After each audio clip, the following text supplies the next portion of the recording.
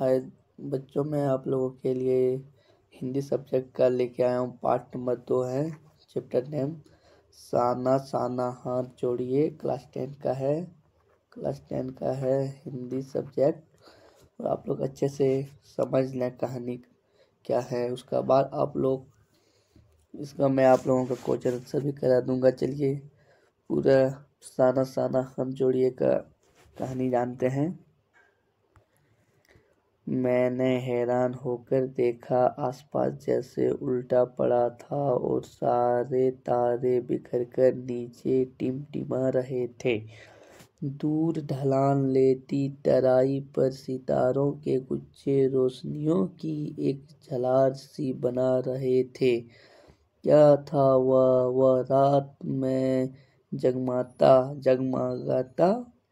गेटटॉक शहर था। इतिहास और वर्तमान के संधि संथल पर खड़ा, मेहनत कश बादशाहों का वह एक ऐसा शहर था जिसका सब कुछ सुंदर था, सुबह शाम रात।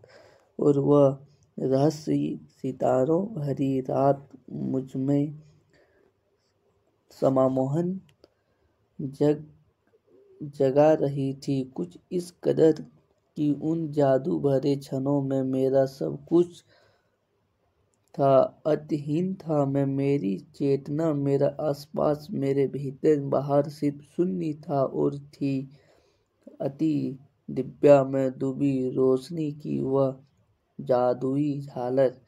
धीरे धीरे एक उजास उस शून्य से फूटने लगा। एक प्रार्थना होठों को छूने लगी। साना साना हाथ जोड़िए। गर्दु प्रार्थना होमो जीवन तिरमो कोसली। छोटे छोटे हाथ जोड़कर प्रार्थना कर रही हूँ कि मेरा सारा जीवन अच्छाइयों और को समर्पित हो। आज सुबह की प्रार्थना के ये बोल मैंने एक नेपाली युवती से सीखे थे।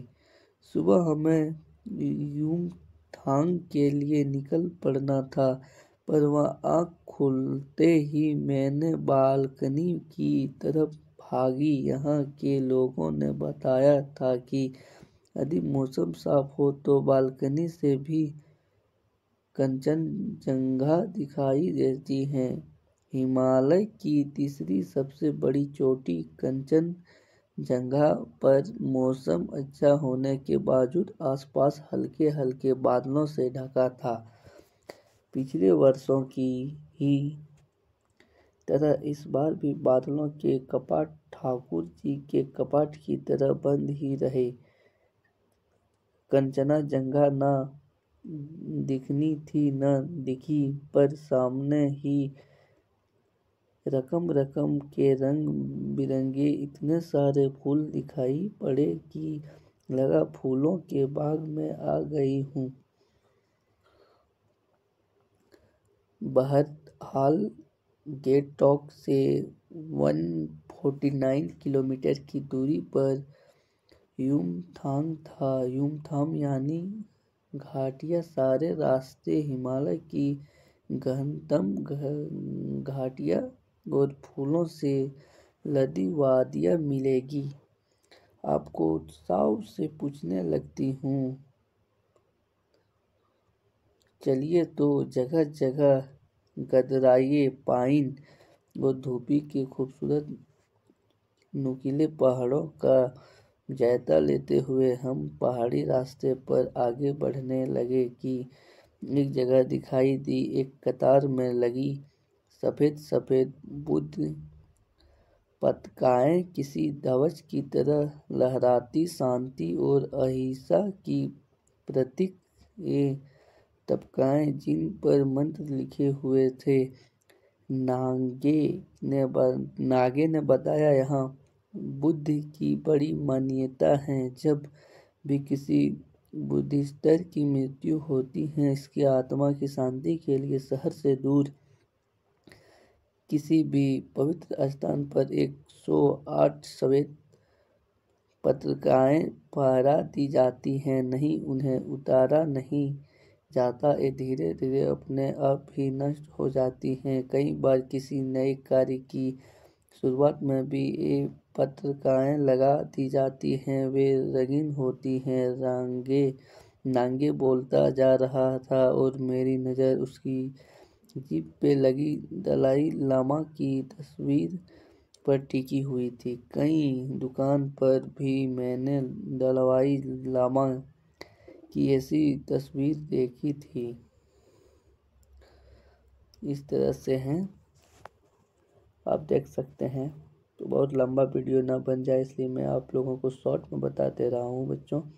रफ्ता रफ्ता हम ऊंचाई की ओर बढ़ने लगे। बाजार, लोग और बस्तियाँ पीछे छूटने लगे। अब परिचय से चलते चलते स्वेटर बुनती नेपाली युवती, एक लड़की, और पीठ पर भारी भरकम कार्टून ढोते बोने से दिखते बहादुर नेपाली ओझल हो रहे थे। अब नीचे देखने पर घाटिया में ताश के करों की था।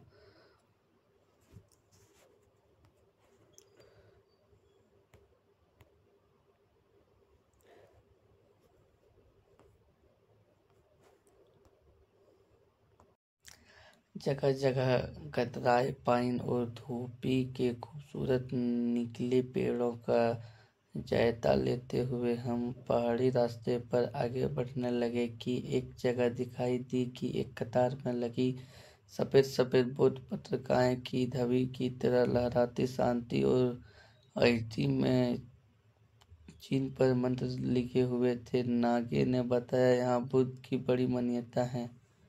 इसलिए आगे देखते हैं। मेरे चैनल को सब्सक्राइब कर लें बच्चों, शेयर करें अपने दोस्तों के साथ। इस बिखरी असीम सुंदरता का मन पर यह प्रभाव पड़ा कि सभी सैलानी झूम झूम कर गाने लगे, सुहाना सफ़र और ये मौसम हंसी।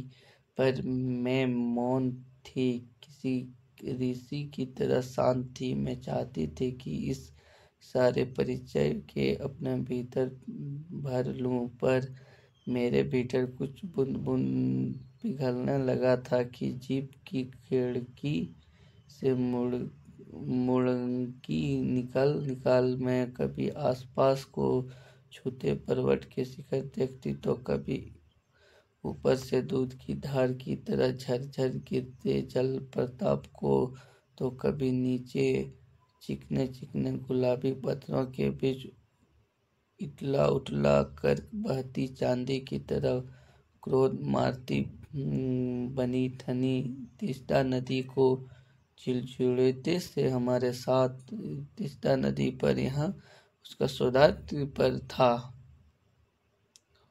आप देख सकते हैं इस तरह से है। वीडियो कहीं लंबा नहीं बन जाए इसलिए मैं शॉर्ट में बता दे रहा हूँ। धीरे धीरे धुंध की चादर थोड़ी छटी। अब वहाँ पहाड़ नहीं तो विपरीत दिशाओं से आए छाए पहाड़ थे। देख सकते हैं इस तरह से है। शॉर्ट में आप लोगों को बता दे रहा हूँ। देखिए पहाड़ की दिशा बताया गया है, इस तरह से है। समझ रहे हैं आप लोग। इस पत्थर तोड़ती पहाड़ियों के हाथों ने पड़े टांडे एक ही कहानी कह रहे थे कि आम जिंदगियों की कहानी हर जगह एक सी है कि सारी मलाई एक तरफ, सारे आंसू, अभाव, यातना और वंचना एक तरफ। और तभी मेरी सहयात्री मनी और जितेंद्र मुझे खोजते खोजते वहां तक आ गए थे कि मुझे गमगीन देख जितने कहने लगा, मैडम ये सारे देश की आम जनता है, इन्हें तो आप कहीं भी देख लेंगे। आप इन्हें नहीं, पहाड़ों की सुंदरता को देखिए जिनके लिए आप इतने पैसे खर्च करके आए हैं। ये देश की आम जनता ही नहीं, जीवन के प्रति संतुलन भी है। ये वेस्ट एंड रिपेयरिंग है, कितना कम लेकर इस समाज को कितना अधिक वापस लौटा देती है। मन ही मन सोचा मैंने। वह वापस जीप की ओर मुड़ने लगे कि तभी मैंने देखा वे श्रम सुंदरता किसी बात पर इस कदर खिलखिलाकर हंस पड़ी थी कि जीवन लहरा उठा था और वह सहारा खंडहर ताजमहल बन गया था। देख सकते हैं इस तरह से है। कहानी लंबा है इसलिए मैं आप लोगों को शॉर्ट में बता दे रहा हूँ। अंधेरा होने के पहले ही किसी प्रकार डगमगती शिलाओं और पत्थरों से होकर तीस्ता नदी की धार तक पहुंची, बहते पानी की ओर।